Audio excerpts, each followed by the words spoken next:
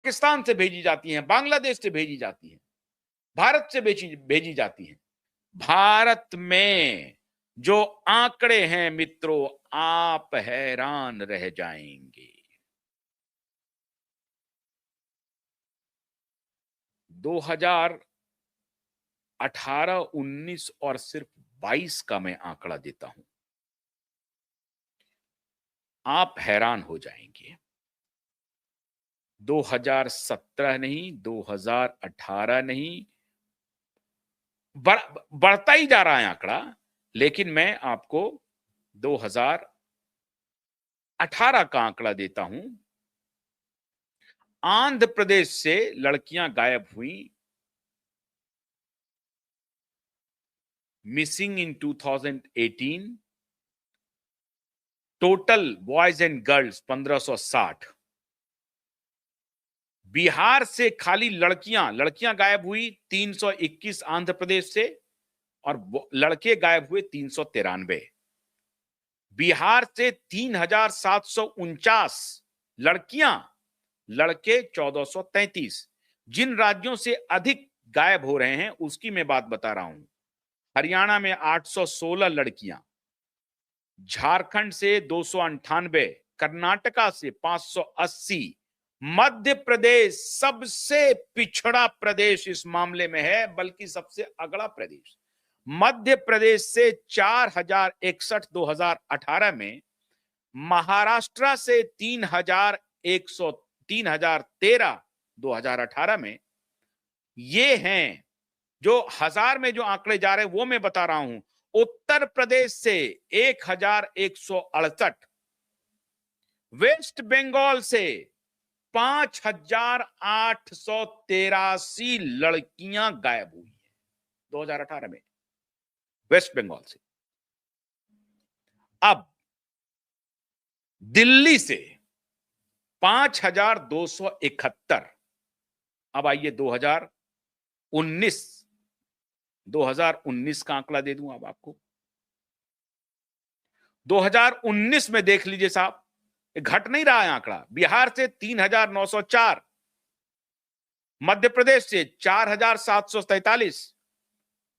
पूरा आंकड़ा है, पूरे स्टेट वाइज आंकड़ा है। मैं बड़ी जो संख्या है उसकी मैं बात कर रहा हूं आपको। वेस्ट बंगाल से 4478 और दिल्ली से 3755। ये बढ़ता ही जा रहा है।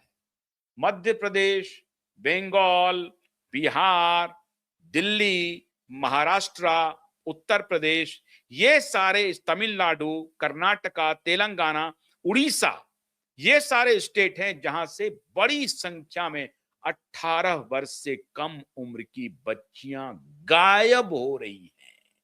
और गायब कहीं मिट्टी में नहीं जा रही हैं, ना ही आसमान खा रहा है, ये गायब हो रही हैं। अब सीधे आ जाते हैं 2022 पे। यही आंकड़ा है, हर साल का यही आंकड़ा है।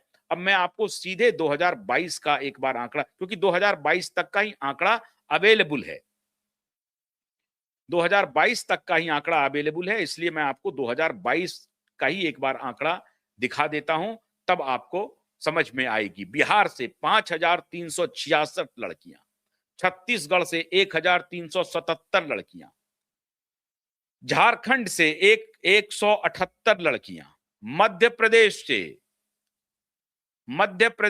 2830। अब ये सारे स्टेट हैं लाडली बहन योजना वाले स्टेट हैं साहब। महाराष्ट्र से 1185, और फिर एक बार वेस्ट बंगाल चले आते हैं 5609। अब ये वेस्ट बंगाल, बांग्लादेश, इसका क्या रिश्ता है बताने की जरूरत नहीं है। वेस्ट बंगाल से 5609। बहुत सारे लोग, अभी इंटेलिजेंस एजेंसियों के पास जो इनपुट है वो ये है कि बंगाल से ट्रैफिक होकर के बांग्लादेश, और बांग्लादेश से रूट होकर के फिर ये जो सऊदी का इलाका है, गल्फ का इलाका है, उसमें लड़कियां सप्लाई की जाती हैं, और उसके बाद वेस्टर्न कंट्रीज में भी लड़कियां सप्लाई हो रही हैं। ये चल रहा है सर। दिल्ली से 3959 लड़कियां, 2022 तक का आंकड़ा है ये। और उसके बाद से चुप्पी साध ली सिस्टम ने। अब लेकिन दोबारा जब एप्स्टीन फाइल खुला तो सरकार की नजर इस तरफ गई, और पुलिस को तो इनपुट है ही, पुलिस को सब कुछ मालूम है। बहुत सारे जगहों पर तो पुलिस के संरक्षण में यह खेल चल रहा है। करजत फार्म में जो कुछ भी चल रहा था ना, वो परमवीर सिंह के इशारे पर चल रहा था, सचिन बाजे के इशारे पर चल रहा था। पनवेल में जो कुछ भी चल रहा था परमवीर सिंह के इशारे पर चल रहा था, सचिन बाजे के संरक्षण में चल रहा था। अब ये सारे फार्म हाउस सरकार के निशाने पर दोबारा आ गए हैं।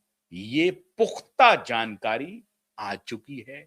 मैंने आपको कहा था कि धीरे धीरे ठाकरे की बर्बादी का दिन शुरू हो रहा है। अब एक्शन शुरू होगा।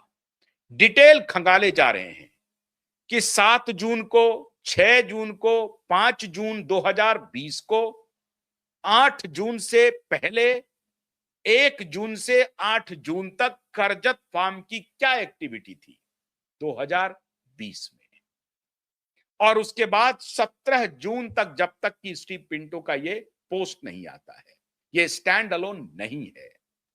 कमाल की बात तो मित्रों ये है कि स्टीव पिंटो के इस पोस्ट के बारे में सीबीआई गायब हो गई। सीबीआई गायब हो गई तो स्टेट इंटेलिजेंस को और एनआईए को यह जिम्मेदारी मिल गई है, नेशनल इन्वेस्टिगेटिव एजेंसी को, कि इसकी पड़ताल करके बताइए। क्यों? क्योंकि यह मामला इंटरनेशनल है। Human trafficking, girl child trafficking जो है वो अंतरराष्ट्रीय स्तर पर हो रही है, और भारत के बहुत सारे लोगों के नाम एप्स्टीन फाइल्स में आ रहे हैं। उसमें जिनका नाम शोर मचाया जा रहा है उसे कोई लेना देना नहीं है, लेकिन जिनका असली नाम है, जो भारत के एप्स्टीन हैं, जो पकड़े गए हैं, जिसके बारे में चर्चा 5 साल पहले से हो रही है, उसको दबाया गया। अब वो नहीं दबेगा। अब सारी जानकारी ली जा रही है और एक्शन प्रारंभ होने वाला है। ऑल राउंड एक्शन ठाकरे के खिलाफ होने जा रहा है। ठाकरे को अपना सब कुछ बंद करना पड़ेगा। तो करजत फार्म की जितनी अय्यासियां थी ना, क्या क्या वहां पर दुष्कर्म हुए हैं, वो सारे दुष्कर्म पनवेल और करजत, इस दोनों फार्म का अब सामने आएगा। हमको, आपको हो सकता है कि डायरेक्ट, क्योंकि मीडिया वाले तो बहुत सारे बिके हुए हैं, वो तो दबाने में लगे हुए हैं, वो तो दबा देंगे। वो तो आज भी कहेंगे कि मैं जो ये बात बोल रहा हूं इसका कोई मतलब नहीं है, लेकिन मतलब है। शाह के निशाने पर ये हैं। बस इंतजार कीजिए। बहुत बहुत शुक्रिया। नमस्कार।